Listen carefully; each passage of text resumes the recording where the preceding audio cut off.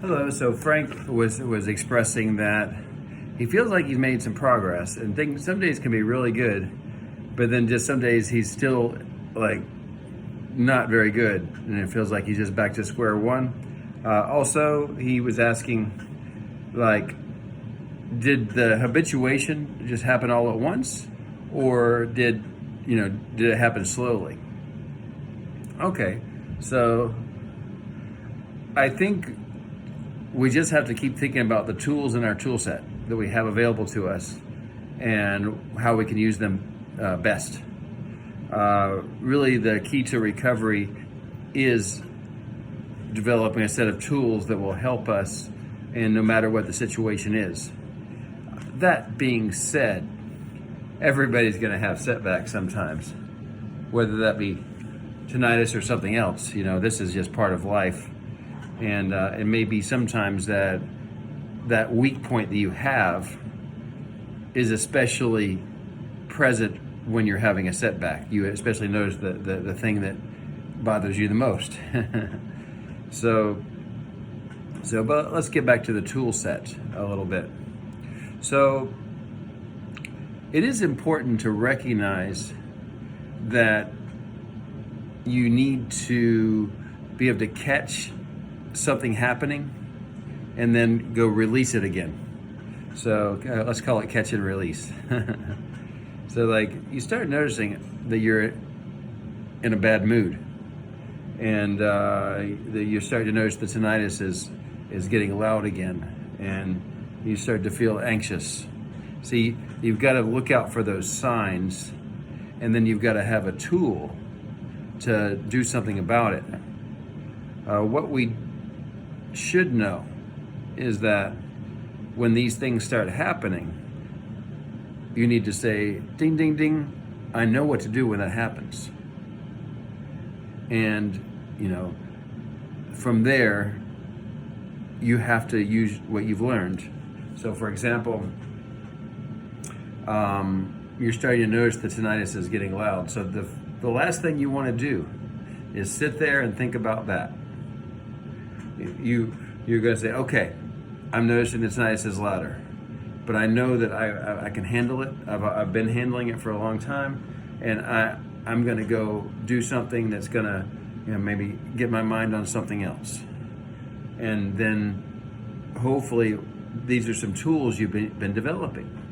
I keep mentioning lots of things you could do: drawing and learning a language, exercising, talking to a friend, all kinds of riding a bike.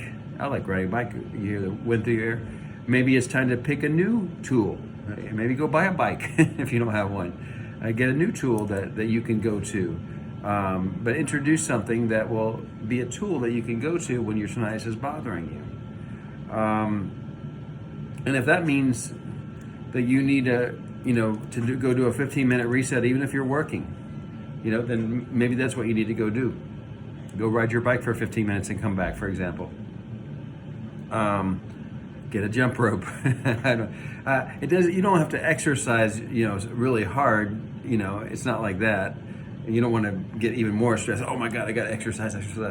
But you want to have some kind of tool that you can go to just get your mind on something else. And I sometimes think that it's important to have multiple tools. So like affirmations is a good one. I know a friend. He as he opens up his wallet, he's got a little message in there that says, something to the nature of, I make a positive contribution to mankind. I mean, I have a purpose. I'm worthy.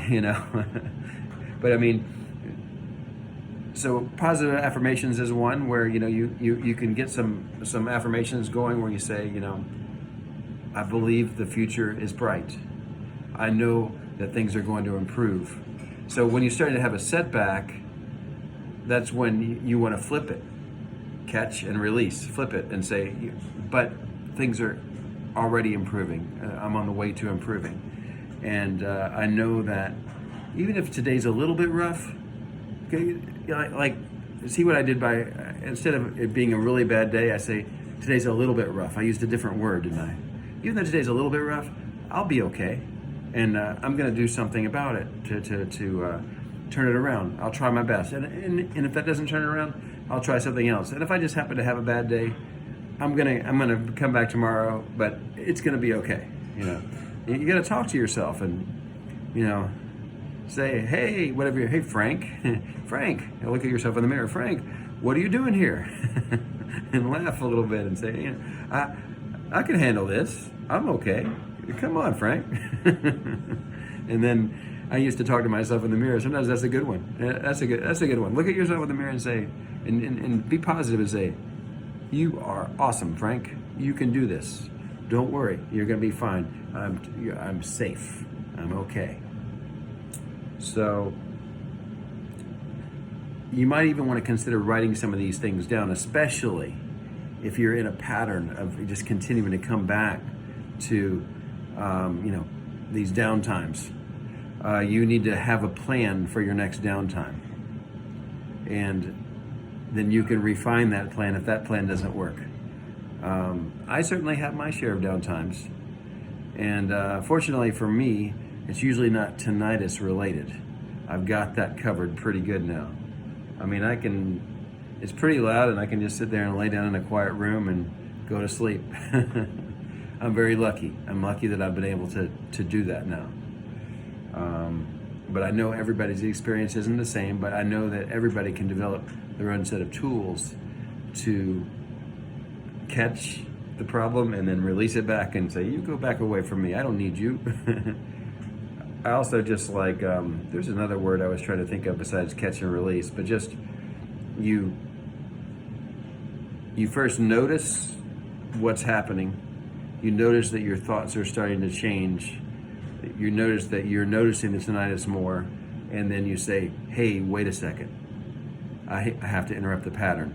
I have to notice it, interrupt it, do something about it.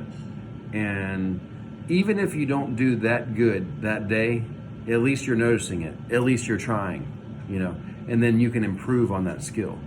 Make sense?